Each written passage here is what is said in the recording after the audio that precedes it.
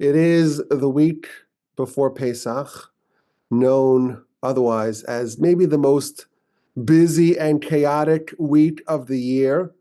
And not only is it a busy and chaotic week each year, this year in particular, the Wolbes are behind. We're behind in schedule. And I had two interesting episodes last night. I was listening to a lecture by a great rabbi who was visiting Houston, and there was a question and answer session. And one of the questions, I forgot what it was about, but the person said, the great rabbi said, well, everyone has anxiety, right? That was like a line. I'm like, everyone has anxiety? Wolbes don't have anxiety. That was episode number 1. And then I get home, and my wife tells me, my son Yitzi has anxiety. He has anxiety about Pesach. So first of all, that was a little bit of a humbling for me that, maybe a few minutes after I boldly declared to myself in my own brain, Wolbes don't have anxiety. My wife tells me that my son Yitzi has anxiety. That's A. But B, why does he have anxiety? Because we're not ready for Pesach. And my wife says she tried to explain to him that, well, this room is done and your bedroom is ready for Pesach and that room is done and we're doing the kitchen on Sunday and we're making it Pesach day. We're turning it over to make it kosher for Passover on Monday. But then he says, wait, Sunday, that's already after Shabbos. After Shabbos, it's already Pesach. So he was under the impression that Pesach is this week, is this upcoming Shabbos. And the truth is we have another week. Now, this is going to be the Parsha podcast for next week. And as I mentioned in the previous episode, I'm recording it early. Usually we meet Tuesday night at 8 p.m. Central on torchzoom.com. But because it's the week before Pesach, I said I'm going to do 2 episodes in 1 week and give myself plenty of time to work on Pesach. So we still have 8 or so days until Pesach. When you hear this, if you're listening to this in the podcast, it'll be only a couple of days before Pesach. But this is all a long way of saying that this week was a short turnaround. This podcast is a short turnaround. In general, Parshas Tzav, when we have the coalition of Parsha podcasters, when we have our annual conference, we always talk about how difficult Parshas Tzav is because everyone's already in Pesach mode. And it's just the second week in a row of sacrifices. It's maybe the toughest week for Parsha podcasts, and all the Parsha podcasters in Parsha Podcast Con, where we get together. We all discuss it and lament it. That's a joke because there is no Parsha Podcast Conference, but maybe there should be. I don't know. It's a tough Parsha. It's the week before Pesach. It's a short turnaround. But with the help of the Almighty, we have a Parsha podcast. So let's begin. Now, you may say after you listen to this, you know what? Previous Parsha podcasts to Parsha Tzav were better. And this one felt like it was a little bit underbaked. And the reason why is because it is a bit underbaked. So there's something to work with. An idea plus a dilemma. I think it's worth your time. It might be a bit shorter than typical, but that's okay. So let's begin.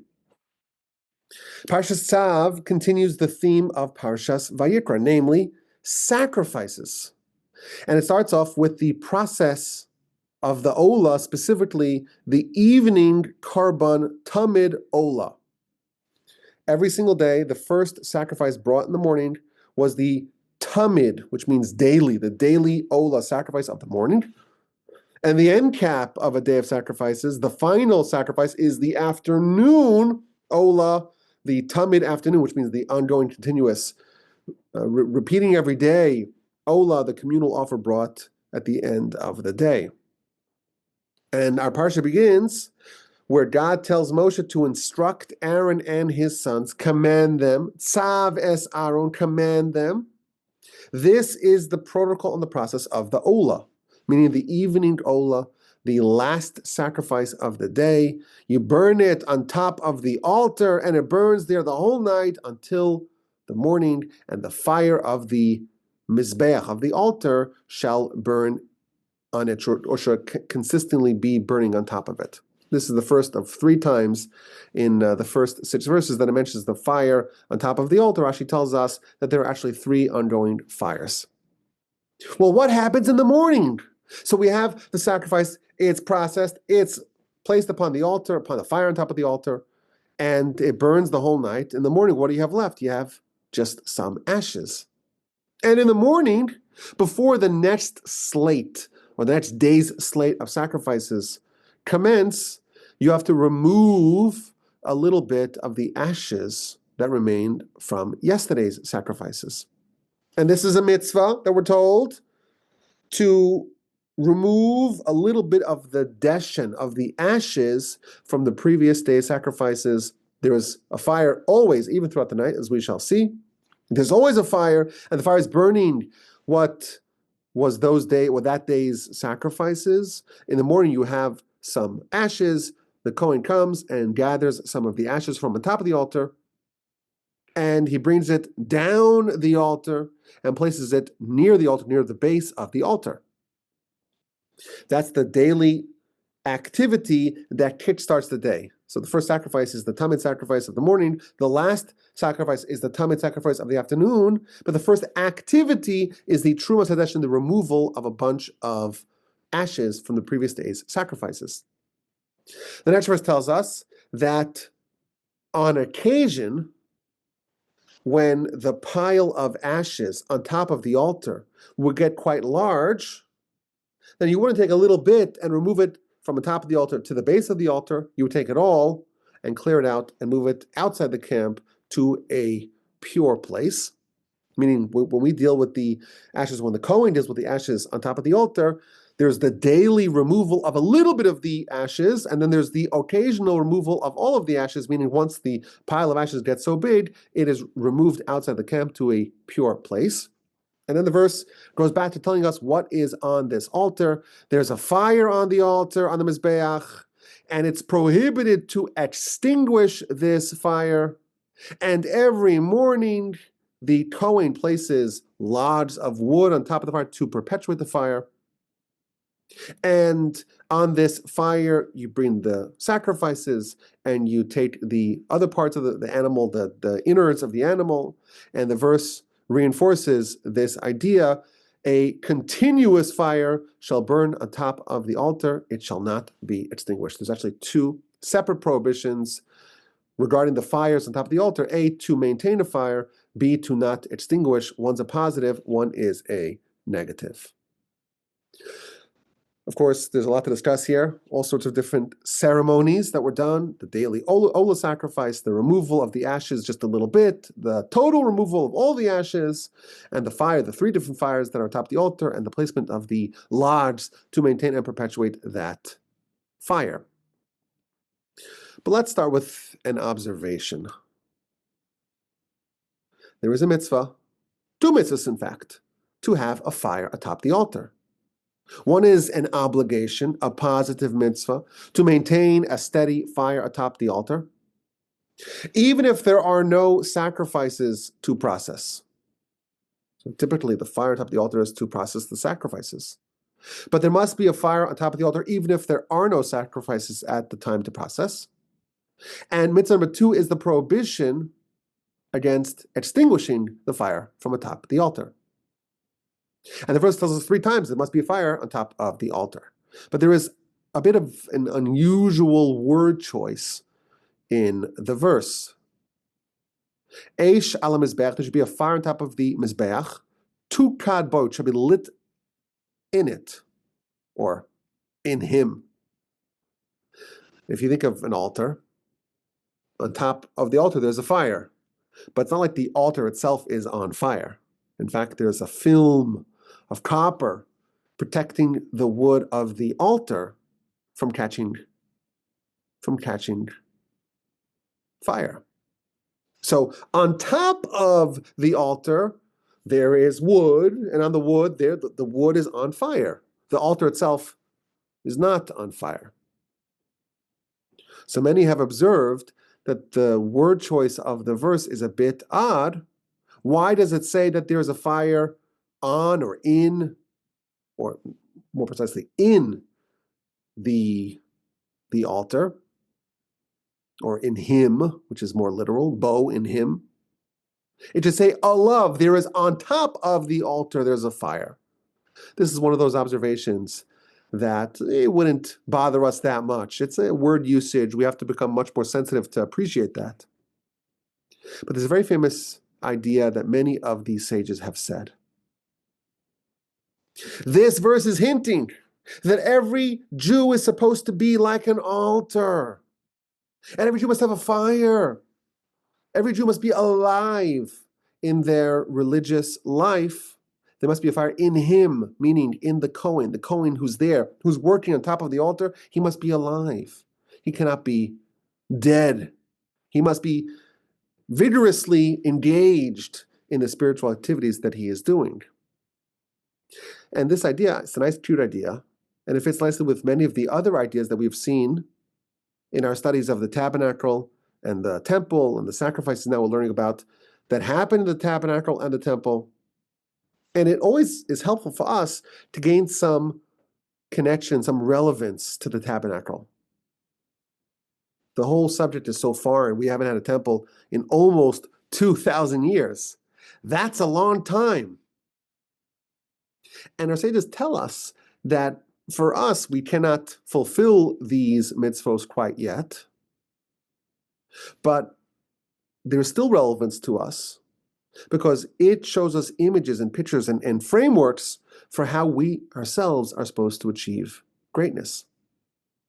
And when the verse says that there's a fire in him, that is a way of saying, or maybe one of the nuances behind that word usage is that we need to maintain a steady fire. We have to be alive in our spiritual life. We have to be ready to dedicate ourselves to God. We have to be ready to elevate ourselves to God. The Talmud tells us that when we eat, not in the temple, not in Jerusalem, not sacrificial foods, when we eat, we have to imagine that we're placing food on top of the altar.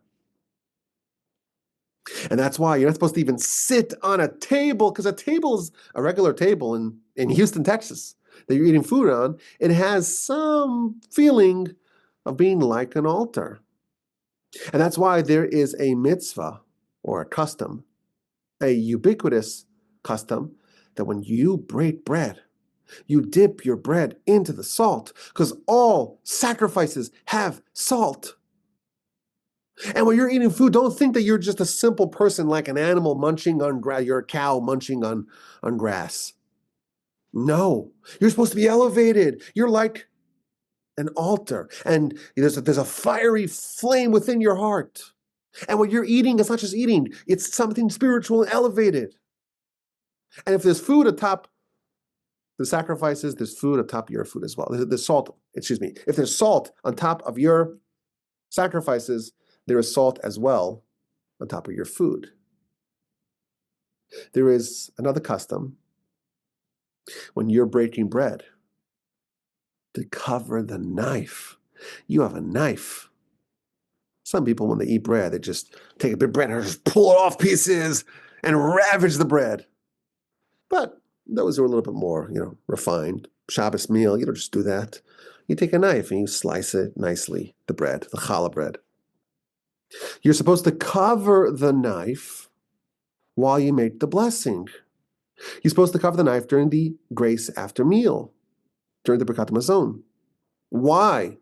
Because the table's like an altar, and on the altar we learn you're not supposed to have any metal implements. And that's not just for the altar and the tabernacle and the temple, it's also for the table that you're eating at, the table that is akin to an altar. There is a preference when you make a blessing to make a blessing on a full loaf of bread. Why? Because the altar in the tabernacle and temple, it's only made from full stones.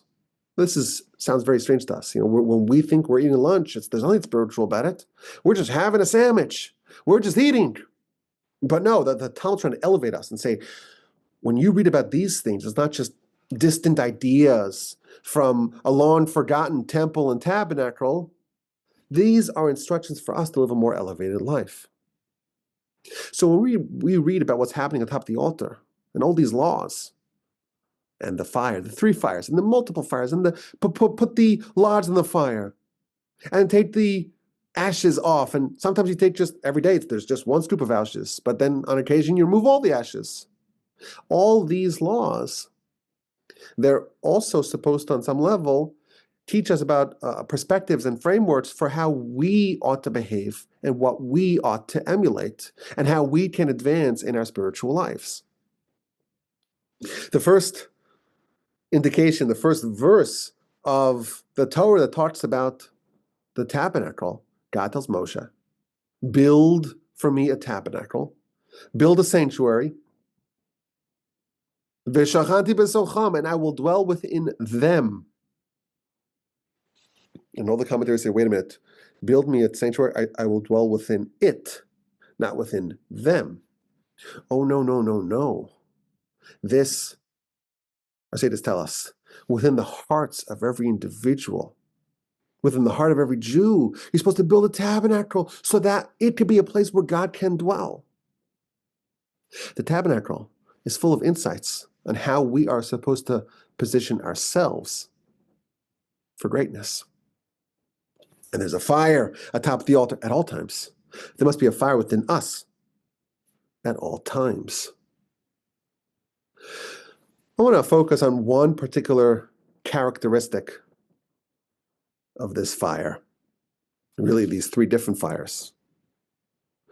How did that fire burn? So the verse tells us the Kohen has to position logs of wood atop the altar to hold the fire. And the requirement calls for logs to be placed each morning and each evening to maintain and perpetuate the fire. And in the temple, there was a warehouse that had stockpiles of wood. And there were some priests who were responsible for overseeing the wood log storehouses to select the good wood, and if there's any wormy wood that's not usable, it's disqualified. This is, in fact, one of the only parts of the temple services that can be done by a blemished Kohen. If someone's a Kohen who's blemished, they cannot do work on the temple, they cannot do any sacrificial work, but the maintaining of the wood they can. And each morning and each evening, they would add logs atop the altar.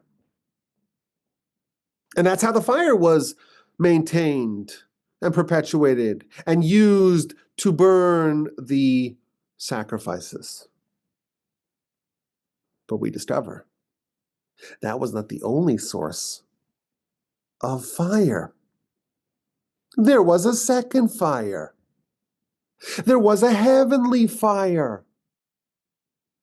You recall, perhaps, we're going to read this in next week's Parsha. It's not really next week, because next week is Pesach. We miss a week because there's a week of Pesach. But the upcoming Parsha, following Parshas Tzav, is Parshas Shemini, which means the eighth day of the inauguration, when Aaron and his sons take over the reins of the tabernacle. And when Aaron brought his first sacrifice, Moshe went with him. Rashi tells us because the presence of God did not activate. And they went in together and they prayed.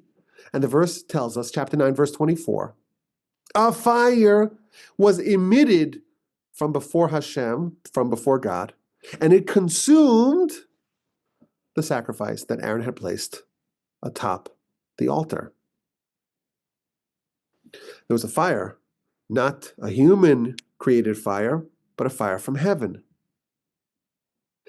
And our sages tell us that actually this fire that came not from a source that we're familiar with, it came from heaven. It continued. It endured. It wasn't a one-time event. The only difference is that this was a time where it was visible to all, as we shall see. It was an invisible fire. Unless you were worthy of seeing it, you wouldn't see it. But the fire from heaven was a continuous, perpetual feature of what happened on top of the altar. And we're told it was shaped like a lion. It was a fire, heavenly fire, in the shape of a lion. In the next book, the book of Numbers, we read about the traveling of the tabernacle. When it's time to move and relocate, they have to disassemble the tabernacle, package it all up, and travel. And the verse, this is chapter 4, verse 13 of Numbers. The verse describes what do you do with the altar? You have to clear off all the ashes and cover it with fabric, because all the vessels had to be covered for the duration of the traveling. They weren't exposed. They were covered, packaged nicely. So Rashi there tells us, citing the Talmud, what about the fire? There was a fire on the altar at all times, a heavenly fire. So if you remove the logs and you clear off all the ashes, you still have the heavenly fire. And you're going to cover it with a fabric. It's going to burn the fabric. So Rashi tells us, quoting from the Talmud, that they would put a special pot. They cap it with a pot. The heavenly fire is capped, crouching like a lion, is capped with a pot, and on top of the pot, they put the fabric, and that's the way they traveled. So there's a fire on top of the altar. Where's the fire coming from? Well, we know there's logs. You light the fire. We know what fires look like. But now we discover there's a second fire, a fire that descended from heaven. It was shaped like a lion. Now, when the Talmud introduces this, it cites one of the sages who said, wait a minute. I saw the fire atop the altar. Not just the fire made by humans, the fire from heaven. And it was not shaped like a lion. It was shaped like a dog. So the Talmud resolves this question by saying, no. During the first temple, the presence of God was more palpable. And therefore, everything was more lofty. And the fire was like a lion. You were an associate high priest in the second temple era. And then it was less impressive. It was shaped like a cute little puppy. What do we know about these fires, or this spiritual fire? So we're told several things about it. This is in the Talmud, Book of Yoma, page 21b. So it crouched like a lion. That's number one. We know that already. It was clear, meaning it you could see right through it. It was translucent. But if you touched it, it had substance to it. You touch a fire, not advised. We don't advise that. But if someone were to touch a fire, like you could run your finger. My kids like doing that, right? You take a fire, you just run, try to jump over and run your hand through it. You know those kids, right? This fire was not like that. It had substance. That's the third thing that we're told about it. It was so powerful that if you have an ordinary fire, you always look for, when you're trained to make a fire, you want to find dry wood, right? Because if it's wet, it won't burn well. This fire did not distinguish, did not discriminate. It consumed wet wood as if it were dry. And unlike other fires, it did not emit a smoke. There was no smoke. This is an elevated, spiritual, heavenly, ethereal fire. And as I mentioned earlier, unless you had the spiritual eyes, the spiritual senses, you couldn't see it. The great sage said, I saw it. He's saying, I saw it. No one else saw it. I was the associate high priest, very elevated sage. Ani re'isia, I saw it. It was like a dog, not like a lion, like you're saying. Only those who trained their eyes to see spiritual matters could see it. We talked about this recently, how when Abraham got to the binding of Isaac's site and he asks his his companions, "Do you see what I see?" And Isaac said, "Yes, I see the cloud hovering above the mountain." Abraham saw it, Isaac saw it, but Ishmael and Eliezer did not. So this elevated sage, the associate high priest, he saw it and he says, wait, it wasn't shaped like a lion, it was shaped like a dog. So he said, no. First temple versus second temple. So this remarkable heavenly fire that was initiated on the first day of operations of the tabernacle, and it continued all the way through the first temple, and then during the second temple as well, a much lower level, there was always a heavenly fire present. At the time of the inauguration of the tabernacle, we have food coming down from heaven, and now we know that we have fire coming down from heaven too. Yet, the verse tells us, you should put logs on top of the altar so that we have a fire. Logs in the morning and logs in the afternoon. The logs must be added. Why do you need a second fire? Wouldn't it be nice for the tabernacle, for the temple, to reduce its carbon footprint? You don't need to burn the fossil fuels. You have a heavenly fire. This question is asked by the Talmud. Why do you have to make a fire when there is a fire there? And the Talmud answers, even though there's a fire from heaven, still it's a mitzvah to create a fire, a human-made fire, to supplement the heavenly fire with a human-made fire. It's an amazing thing. We have the best, most powerful, most potent, magical, mysterious, miraculous, heavenly fire, crouching like a lion atop the altar. It's clear, and it says it's clear as the light of the sun, the Talmud tells us. It's powerful, it has some substance to it. It could consume the wet as well as the dry. It doesn't raise any smoke. It's the best fire that has ever existed. But the Talmud tells us, you also have to add a fire from humans. And the question is why?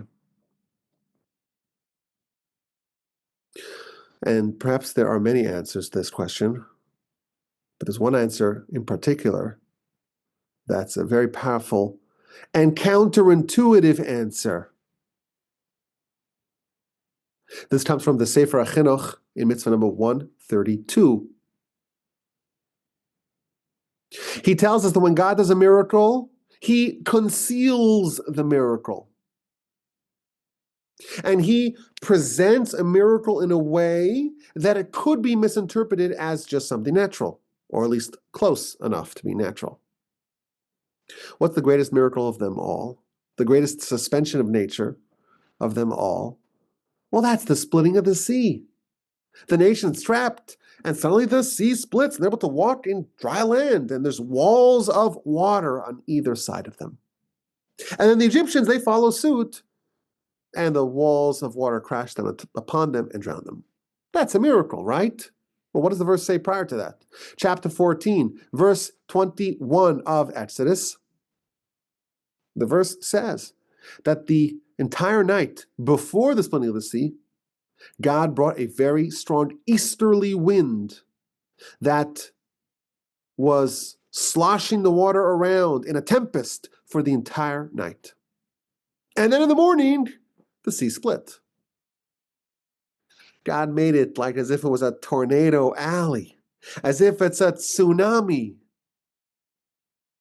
And that could be an interpretation. Well, this is no miracle. These things happen on occasion.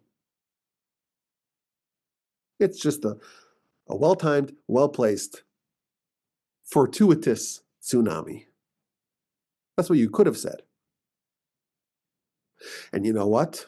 It's accurate because the miracle is concealed. The miracle is presented in a way that, yes, it is an act of nature, so to speak, but it's perfectly designed to save us.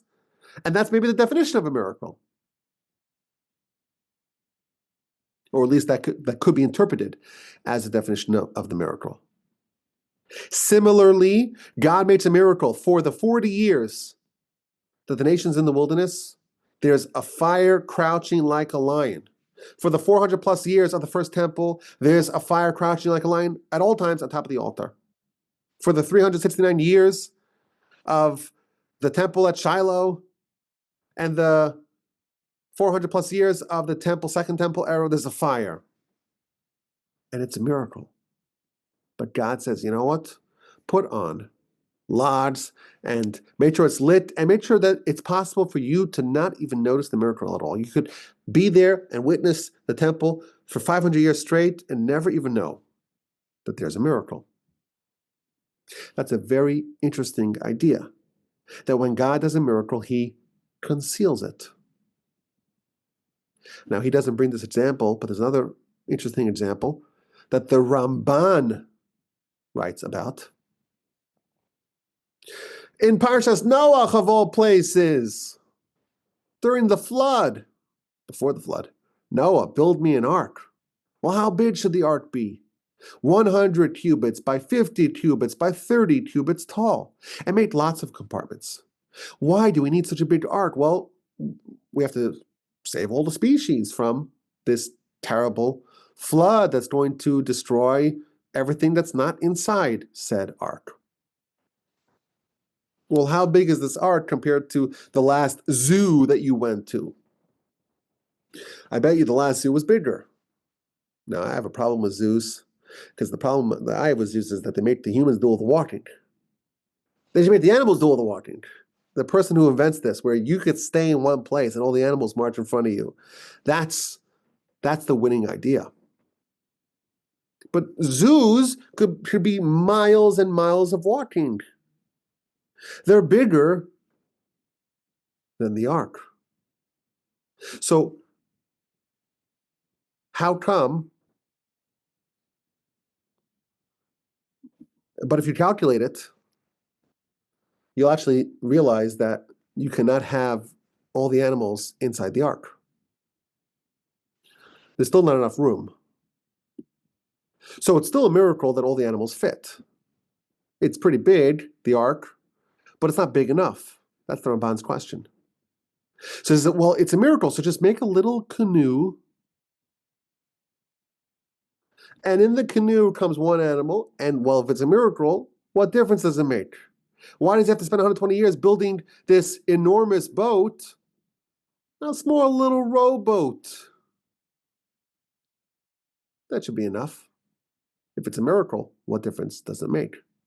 And he gives the exact same answer. Miracles are concealed. Miracles are not overt, are not revealed in a way that they are undeniable. It's interesting that the Hebrew word for a miracle, nes, is the same word or the same root as nisayon, which means a test. Miracles are grounds for tests because the miracles are concealed. So we see an interesting policy, a divine policy. When he does a miracle, he conceals it. There's a fire at all times on top of this altar, but at all times, there's also a human fire that shields it, that conceals it, that hides it from view. We're told every one of us has to have a fire within ourselves, a fire at all times. There should be a fire bow in him. The Kohen must be alive and vigorous and vibrant in his spiritual alertness. We have to have a fire. But here we learn that there's multiple fires and there's an imperative to conceal it. We learned a few weeks ago, we cited the Talmud, there's only blessing in that is hidden.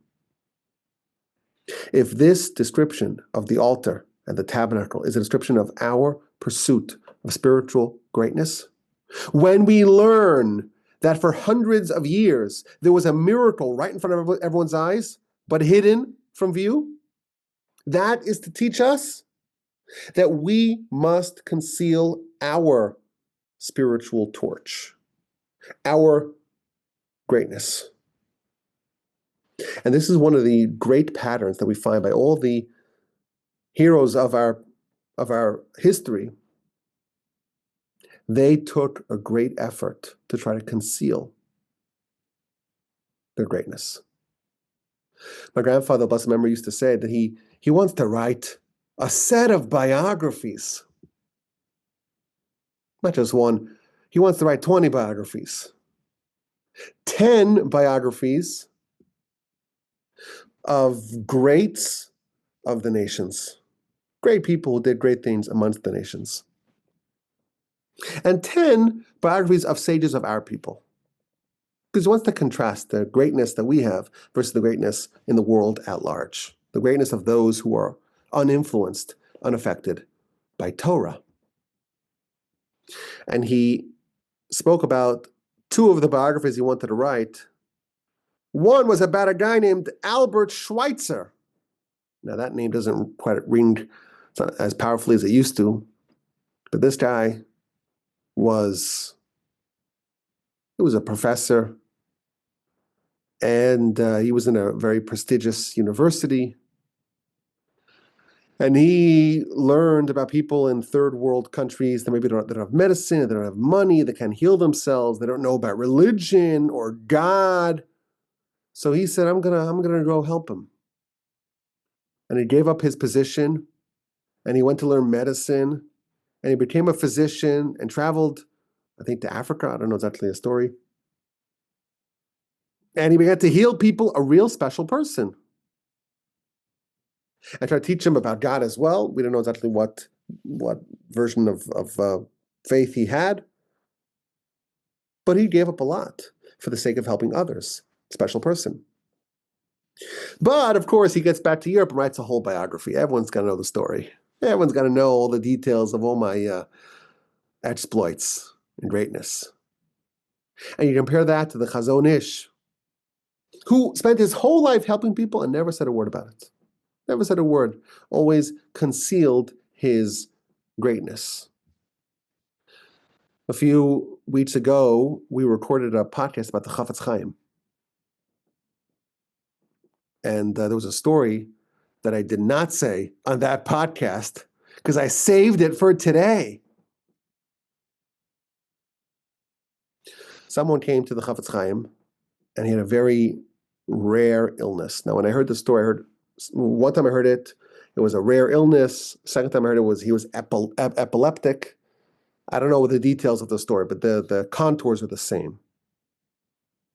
A Jew comes to the Chafetz Chaim, I have this terrible illness. Can you do something for me? Could you pray for me? Could you help me? He says, listen, I can't help you, but I want you to go to this rabbi. This someone you know, but he lives in this town. You go to him, you ask him for a blessing, and hopefully when you ask a blessing from him, you'll be healed. But my condition is that you don't mention a word of this to anyone. You have to tell me, you can't talk about this to anyone. So the man agrees. He has no choice. He agrees. He agrees to the terms of the Chafetz Chaim, and he says, okay, I travels to that town, and he meets this rabbi, and the rabbi has no idea why the Chafetz Chaim sent this poor, suffering Jew to him. But the Chafetz Chaim wants me to give him a blessing, so he gave him a blessing. And he gave him a blessing, and the man went home, and he got better. A miracle. Amazing. But he wasn't allowed to tell anyone what happened. Wasn't allowed to tell anyone what happened.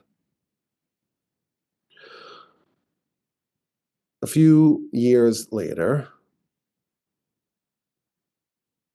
he's healed, thank God, from his condition. But someone in his family has the exact same condition. And everyone knows that he had it, and somehow he ameliorated it, and they say to him, what happened? Like, how did you solve this problem? He says, I'm sorry, I can't help you. I can't talk to you about it. It's a secret. I can't tell you. You see your sister, your sister-in-law, she's suffering. You're not going to tell her what happened, what the story is? I'm sorry, I can't tell. and they're badgering him and they're pressuring him. And at one point, he just gives in. And he tells them, there's this rabbi, the Chafetz Chaim sent me to this rabbi, and I got the blessing, and I was healed. He says that, and soon afterwards, again, I heard different versions of the story. One version I heard is 3 months later, and next version maybe was a little more dramatized. Right away, he starts shaking uncontrollably. His illness has returned. He's in a pickle now. He tries to find that old rabbi that helped him.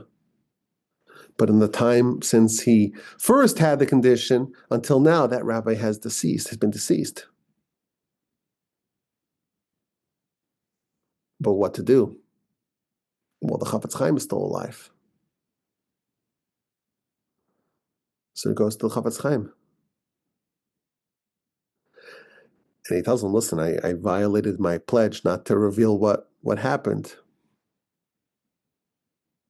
And now I have this condition back again. And the Chafetz Chaim says, I'm sorry, I cannot help you. And he basically reveals to him that what comes out of the story is that the Chafetz Chaim, he says, I'm too old to do what I did last time. Last time he said he fasted and he prayed nonstop for this person to be healed. But he didn't want the credit. So he said to him, you go speak to this other rabbi, anonymous rabbi. This guy thinks that this other rabbi is helping him, his prayer, his blessing. But really, the Chafetz Chaim was fasting for 40 days and 40 nights. Maybe not in a row. But he was fasting and praying and crying his heart out to the Almighty for a miracle to help this person. But when miracles happen, you have to conceal it. You have to conceal it. So he tells him, well, go speak to this and this person in this far-flung town and ask him for a blessing. And that was the covering of the tracks. This story is a very remarkable story because it shows us the concern that the Chafetz Chaim had for just some Jew that he never know came to visit who needed some help. But this idea is a reinforcement of this concept. Miracles must be concealed. Greatness must be concealed. The heavenly fire must be concealed. Now, if God, when he does a miracle, he hides it. If we want to achieve miracles, we must hide them as well. If a miracle can only happen when it's covered up, it's not overt and incontrovertibly unimpeachable to all.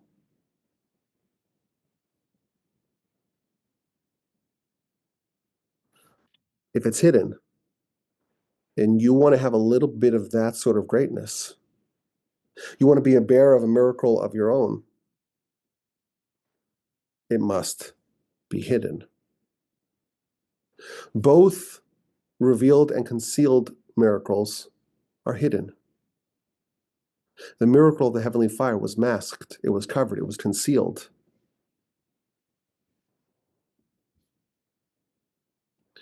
We see in the tabernacle, there was the ark. And the ark was really composed of two different vessels. There was the ark, and there was the cover of the ark, upon which the cherubs were hewn. And if you read the verses, it's clear that these are two different vessels. One is a receptacle for the tablets, and one is a cover for the tablets. You want greatness. You have to have A, a receptacle for greatness, and B, you have to have a cover for it. You have to be like the ark, golden inside and out, and like the ark, it needs to be covered. There has to be a degree of modesty.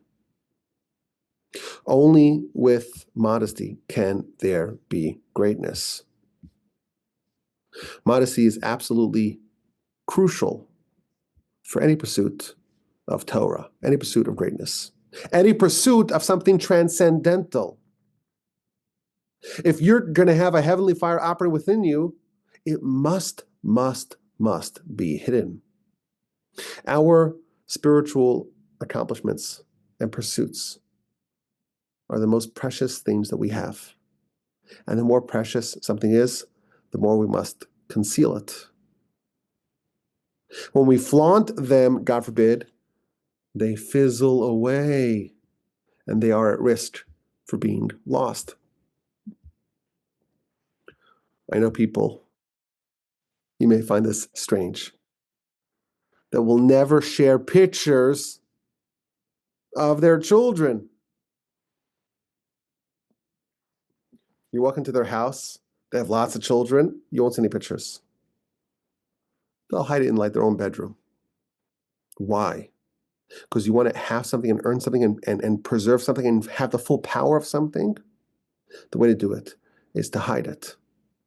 My grandfather, blessed memory, he would never reveal to anyone what he's actually working on himself.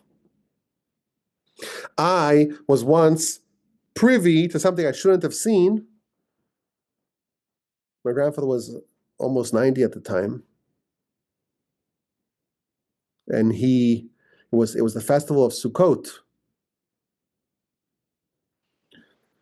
And I happened to have been up very, very early in the morning, or maybe very, very late at night. It was kind of that point where it's not yet sure if it's late night or early morning. And I saw my grandfather and my grandmother sneaking into the sukkah.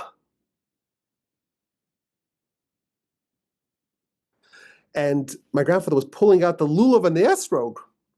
And I'm like, what's happening? But I was hiding. I was like far away, and I didn't want to jump in and disrupt the party.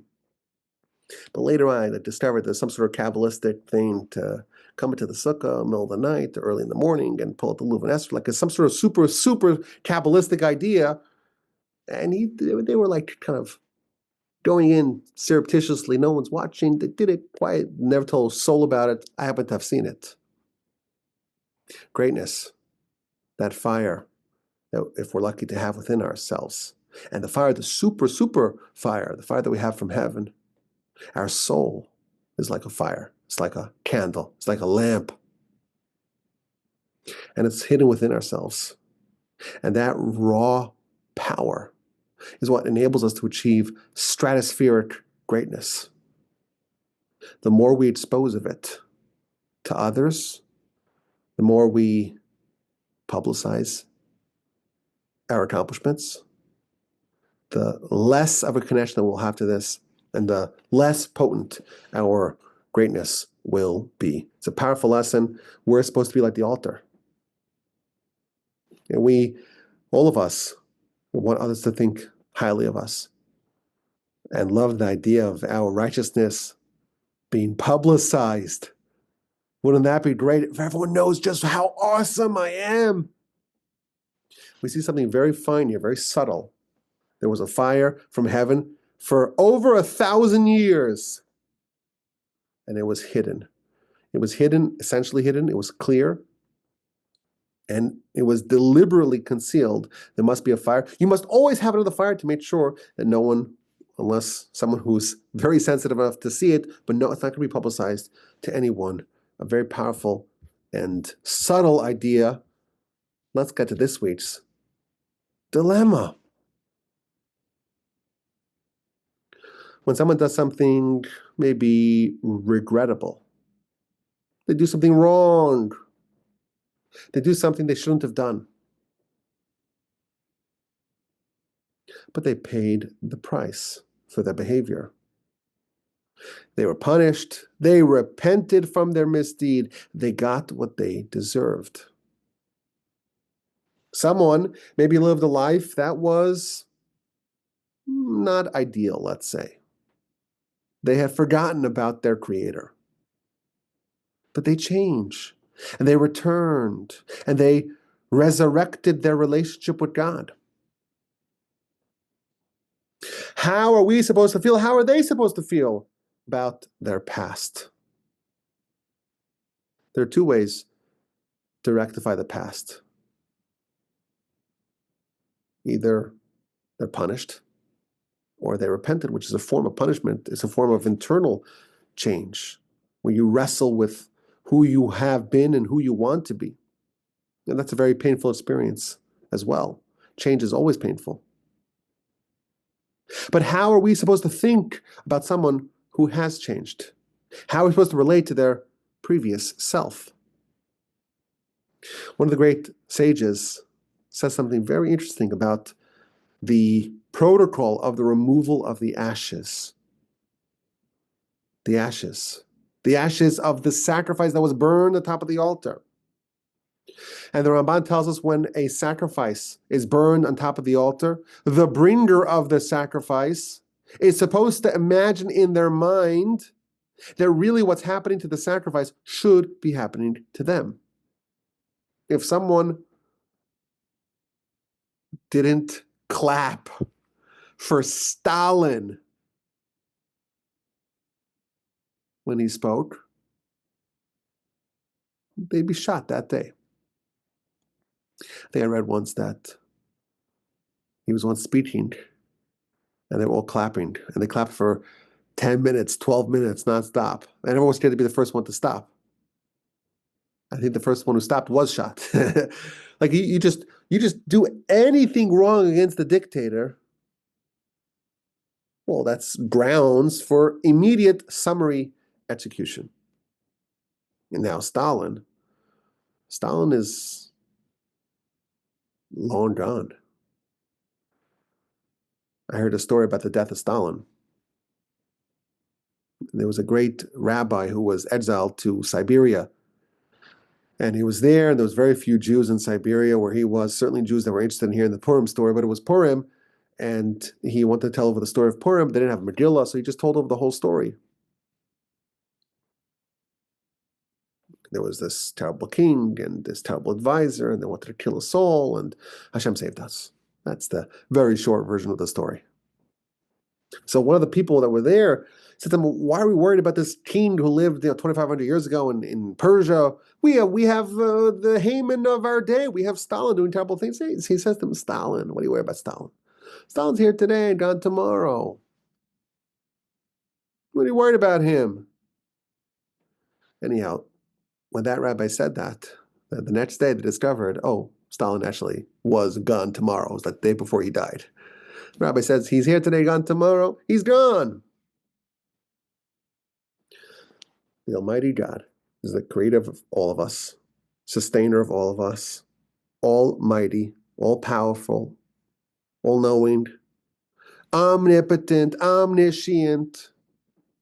If someone violates the will of God on some level, they have no right to live anymore. Says the Ramban, when you bring a sacrifice, you see the animal being burned on top of the altar, you have to think in your head, well, if I did anything wrong against God, really, I should be on top of the altar. So the burning of the animal is a way, God in his benevolence gives us a way to atone for our misdeeds in that benign way, but also it's a way for us to repent. And what happens? The animal's turned into ashes. You take the ashes and you move it off the stage left. We don't linger on those misdeeds. We clear them off. We move on. We forget. If someone repents, the Rambam tells us, the Almighty testifies about them, they're cleansed. And no one should remind them or should even remember their previous self. After we die, we're going to have to give an accounting and a reckoning for our behavior. And if we're lucky, we'll become, I always say this just to make people uncomfortable, get your attention. If we're very, very lucky, we'll go to Gehenna. What? I thought if you're lucky, you go to heaven. No, that's only if you're completely pure. Not a single sin, not a single misdeed. And everything you did do, you repented for. Very few people qualify. If you're lucky, if you're righteous, if you're meritorious, well, that means you fulfilled what Hashem wanted you to fulfill. So all you need to do is just to clean out those slight blemishes, power wash, polish, remove some of the dents that you've gotten, but you fulfilled what Hashem wanted you to fulfill. Now, from what I know about that place, it's not very pleasant. But it is a process of cleansing. And once someone finishes that cleansing, no one is allowed to mention anything of their previous inappropriate behavior. And if this is the policy of Almighty God, this is the policy that we should have with others. And you know what? Even with ourselves. If we're fortunate enough to have overcome a challenge. Oh, I'm going to say something again controversial. Ooh, I'm going to get myself into trouble. That's fine. Most people stop listening to the podcast like after 40 minutes. But if someone's fortunate to overcome, it's important for them to celebrate. You're not that same person. Here's where I'm going to get into trouble. Someone told me, okay, they went to a 50, they've been sober for 50 years. And they're still going around saying, I'm an alcoholic, I've always been an alcoholic, I'll be an alcoholic. No, I don't agree. You stopped being an alcoholic some time ago. Okay, I got in trouble. Everyone's like, send me the emails. Hate mail to rabbiwolbe@gmail.com. I understand, this is not popular. But this is what the Torah is telling us. It's possible for a person to change. You don't need to be the same person that you always were. No, you're not just, I'll always be an alcoholic. No, maybe not. Maybe you've fixed yourself. Maybe you've changed. Maybe you have overcome, and we could take a little bit of that previous self and take it and clear it off the altar. Okay, controversial. Send me the hate mail. You know where it is, rabbiwolbe@gmail.com. Have a wonderful day. Have a splendid rest of your week. Hope your preparations for Pesach are going fabulous. You should have a wonderful Shabbos, a fantastic and happy and healthy and kosher Pesach. And please God, with the help of the Almighty, we'll talk again, not next week, because after Parshas Tzav comes Parshas Shmini, which happens after Pesach. So we have a whole week with no Parsha. Of course, there's lots of other things to do, lots of other things to study in the shul. We do read from the Torah, just not something which is the next installment of the Parsha. It's something that's relates to Passover, to Pesach. All the different days have different readings. So we'll talk again, I guess, in 2 weeks. I'm looking forward to that. My email address is rabbiwolbe@gmail.com. I look forward to your questions, your comments, and your feedback.